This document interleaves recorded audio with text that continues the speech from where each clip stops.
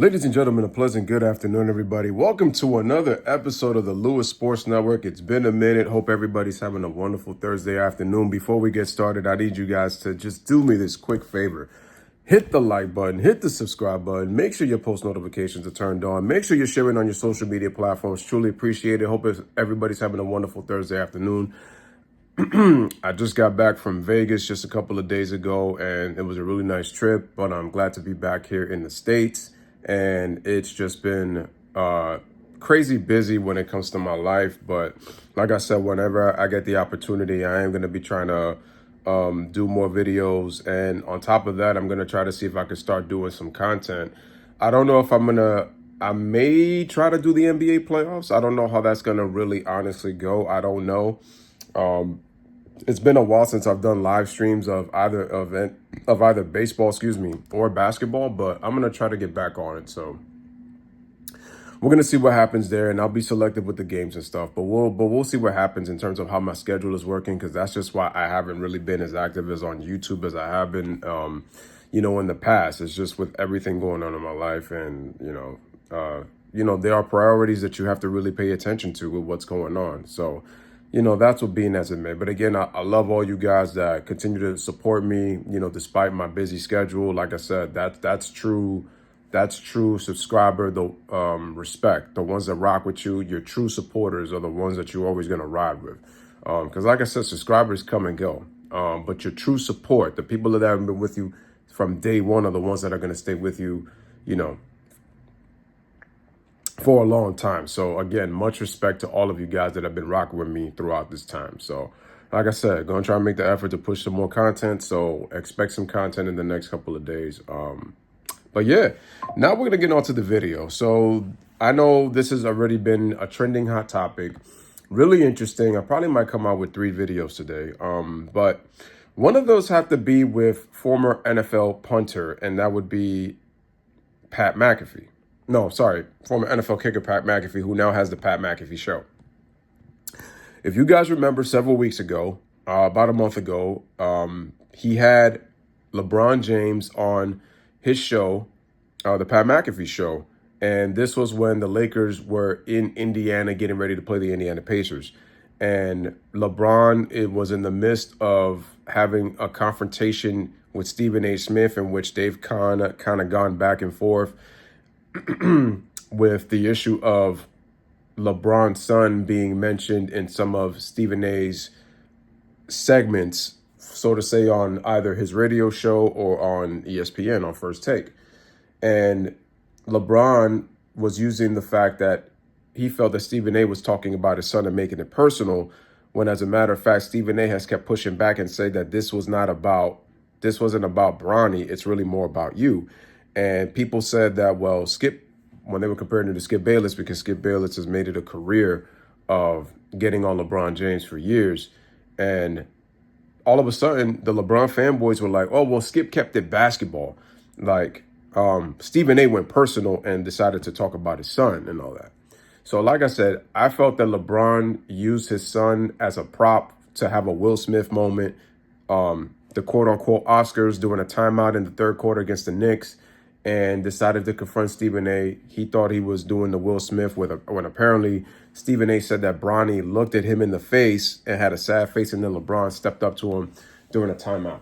Anyway, fast forward, LeBron went on the Pat McAfee Show, because for years Stephen A has been trying to get LeBron to do interviews with him, and you could just tell LeBron is not really feeling Stephen A, and they're really not cool like that. And this was when LeBron said that Stephen A went on this Taylor Swift tour. In reality, LeBron's talking about himself, because that's how feminine LeBron is acting when it comes to going against a lot of people who have been pushing back on him this season, and especially in these last several months.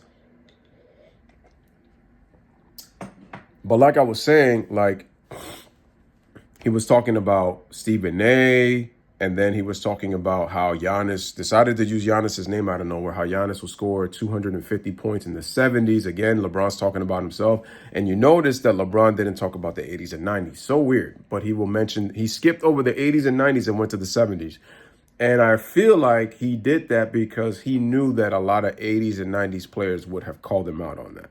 You look at how I mean, remember, if y'all remember JJ Redick when he was on First Take talking about the plumbers and the plumbers of the 50s and 60s and all that kind of stuff. And then you heard Jerry West call him out. Michael Cooper call him out. Dominique Wilkins call him out. Byron Scott call him out. Like a lot of these guys came out and just said, like, what is JJ talking about? And you notice that JJ never even responded to those guys. It just goes to show you how big a platform is until you have to confront those guys one-on-one. It's like they can say so much more, and then JJ would be so shook it would insult his ego and his intelligence, according to him, right? JJ Redneck. But getting back to Pat McAfee. So he had LeBron on the show, and LeBron was just going off and on about a whole bunch of topics going on about his NBA career, and Pat McAfee was just going along with it and was agreeing with a lot of the things that LeBron was saying. But here's something that I didn't notice. And it made me have to think about what happened before to what happened now. Now, you're probably saying, Louis, what are you talking about? What happened before? Well, back when Pat McAfee was on Twitter before he became big on ESPN, this was around October of 2019. And this is a video that has been surfacely leaking of some of the comments that Pat McAfee had said about LeBron. And I was actually quite surprised because I didn't even know he said these things about LeBron several years ago. And once again, I already know what the LeBron diehards are going to do. They're going to mention about, oh, but that was 6 years ago. You don't know what could have happened over time. He could have had a change of heart. He could appreciate. It's like, it's always an excuse. But I get the feeling that what you're about to hear, you're probably going to say to yourself, ain't no way that you could all of a sudden like somebody after some of the comments that are going to come out of Pat McAfee's mouth. He absolutely destroys LeBron James in his rant. What we're going to do now is I'm going to play an audio clip, and we're going to take a listen to what Pat McAfee has to say. Take a listen to what Pat McAfee had to say about LeBron James. I am done with him. LeBron? I'm done with him. Well, you didn't like his antics last night? I did everything. But he went to Los Angeles and he's become very difficult to like. He's become a very difficult person to like. I was a diehard LeBron James fan. Yeah. Since high school. I watched him in high school. He came in, played against the Pennsylvania All-Stars just as high school. And he dunked from the foul line on some little white kid from my high school. Mm-hmm. I was like, that guy's really good at basketball. I like that guy. Yeah. Had a shoe deal, was driving a Hummer, the whole thing. Mm-hmm. Went to Cleveland, then he went to Miami, back to Cleveland. But this year, he got his guy. He's got Anthony Davis. He's got his guy. He's got a team, got a new coach. Then he tries to copyright Taco Tuesday. Then the China stuff, which just makes him look like an absolute buffoon. Oh. LeBron copyrights Taco Tuesday, showing you he's got no originality. But people want to get mad about Kobe copying Michael Jordan. But anyway, then he just said the whole China stuff. And remember what LeBron had said about Daryl Morey. He said Daryl Morey was misinformed and he was affecting the pockets of players who are in contracts with Nike. Now, mind you, because remember, Nike's merchandise is made from China, right? And he also did not know that Daryl Morey actually had personal friends from there.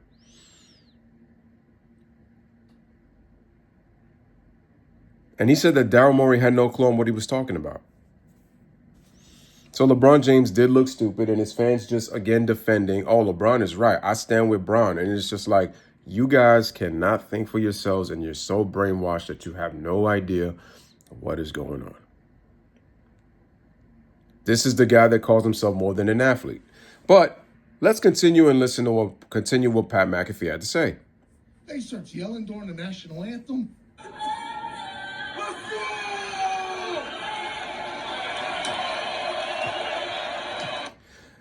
I had to stop the clip right there because I want to mention something. Y'all remember for those who watched basketball in the 90s, or for those who just learned about this basketball player, y'all remember a player by the name of Chris Jackson who played in LSU, went under the name of Mahmoud Abdul-Rauf, the original Steph Curry prototype in the 90s? Yeah. He was banned from the NBA for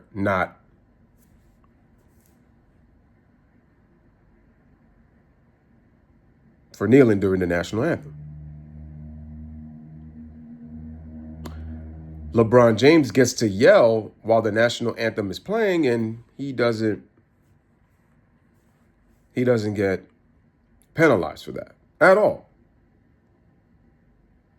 But then you have to also remember who's the current commissioner right now. Do you think that was going to happen under David Stern? Do you? As much as I can't stand David Stern, but do you think that would have happened under David Stern? Notice how LeBron just screamed out, "Let's go," and the thing ain't even over yet. Any other player does that, they get fined. But again, let's continue. And then they lose. It's just like Bron. This was not a game that you could do after everything you've done the last couple months that have made it very difficult to like you. You've become a person, though, that is tough to like. Very difficult to like. So he says that, right? Now we fast forward to 6 years later. Pat McAfee is with ESPN. He gets himself a new deal. Gets a 5-year, $85 million contract, and one of his guests ends up being LeBron James. And what does Pat do? He starts playing along and just listening to everything. Bron goes on this. He calls Stephen A. Taylor Swift, but he was going off on the Taylor Swift tour himself. And notice, I'm wondering, did LeBron ever even really respond to Pat when he made those comments back in 2019? I also wonder who leaked this tape. Who leaked this audio leak of Pat McAfee saying all these things about LeBron James? I wonder. It's so funny that that interview happened in March 26th of 2025, almost a month ago. And then all of a sudden, this leak audio just happens to come almost a month later. I just think that because of the money, because of where Pat is at, he went along with it. Who knows if there was conversations between him and Clutch Sports? We don't know. But what I do know is the comments that Pat McAfee made in 2019, ain't no way in hell all of a sudden you're going to like somebody and then do an interview with them after that. Even if you want to be like, if the fanboys, oh, but it was 6 years. Oh, y'all always finding something to hate on LeBron for. A grown man making money and he's a billionaire. Oh, my God. You guys continue to make it seem like LeBron is an oppressed billionaire victim. Does that make any sense at all? If LeBron is oppressed, would he be an NBA player right now? It's like you guys don't think. And that could be said for a lot of NBA players. If they're so oppressed, how are they making millions of dollars that fans pay the organizations through all of the marketing, all of the merchandise, ticket sales? Like, do you guys even stop and think about the things that are coming out of your mouth?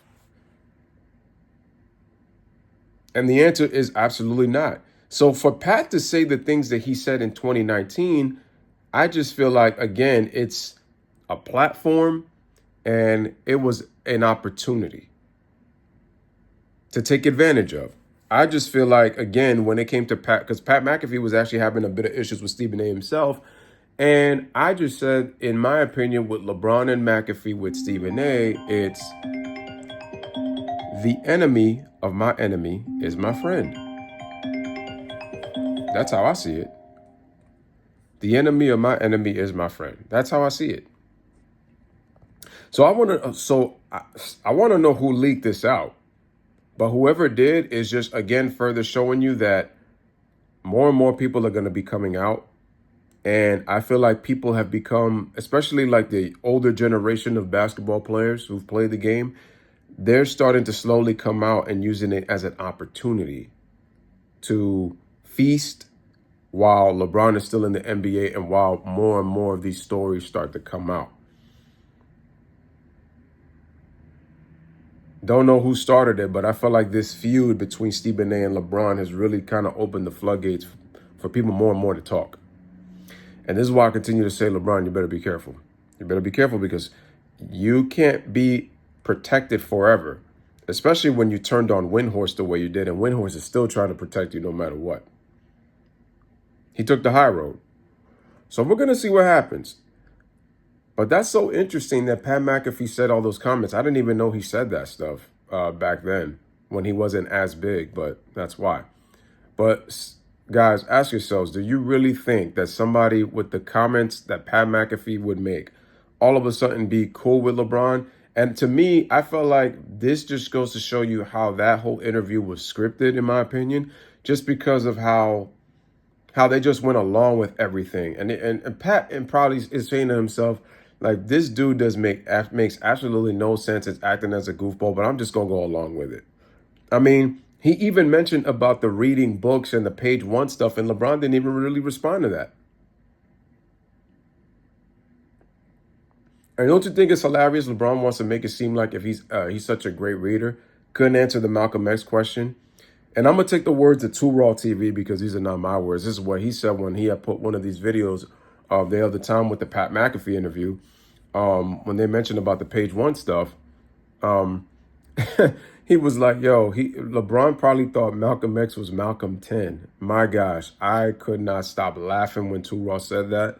So I know it was in one of his videos. Like, I don't remember quite correctly. So Too Raw, if you're listening, might want to check me on that. But yeah, that's how I see it. So, ladies and gentlemen, this is your boy Louis with another one. It's a bit of a longer video, but I just wanted to give you my thoughts on the Pat McAfee leaked audio tape that just happened to surface out of nowhere just almost a month after he had just interviewed LeBron James on the Pat McAfee show. I just find that really interesting. It's coming out, especially with the playoffs approaching. But let me know what you guys think in the comment section. As always, bless up, live, laugh, love. Thank you guys for watching.